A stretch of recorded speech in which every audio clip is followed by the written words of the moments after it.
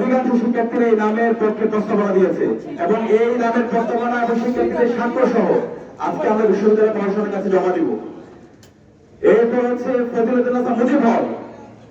সেই মুজিব হলের নাম প্রস্তাবনা শিক্ষার্থীদের পক্ষ থেকে এসেছে বীর প্রতীক ক্যাপ্টেন সিতারা বেগম হল এবং এই নাম আমরা বিশ্ববিদ্যালয় প্রশাসনের কাছে জমা দেব।